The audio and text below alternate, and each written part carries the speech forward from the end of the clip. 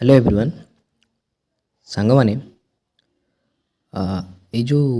फोटोरे जहाँ को देखुंट चिन्ह पार्छन तो सी होती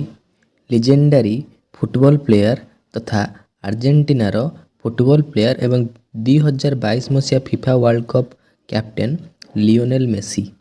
है सी 3 दिन पाई इंडिया टूर रे आसचंती 13 डिसेम्बर रु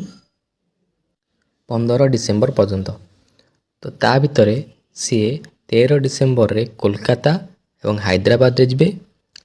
एवं 14 डिसेम्बर रे मुंबई एवं फाइनाली 15 डिसेम्बर रे दिल्ली रे तांकर शो बा फैंस मानक पई मीटअप रही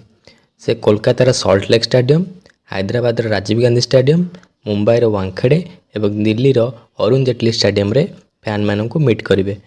मेसी को देखा इंडिया रे बहुत सारा फैन एकत्रित होती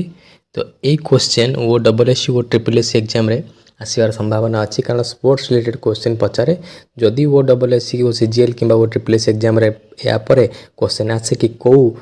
किंबदंती फुटबॉल प्लेयर इंडिया विजिट रे आसीथिले डिसेम्बर मासरे ताले क्वेश्चन आंसर कौन हम लियोनेल मेसी एवं से कौ देशर प्लेयर आर्जेंटीनार प्लेयर एवं से 2022 रे फीफा वर्ल्ड कप जीति एज ए कैप्टेन। ठीक अच्छे या मन रखु। धन्यवाद।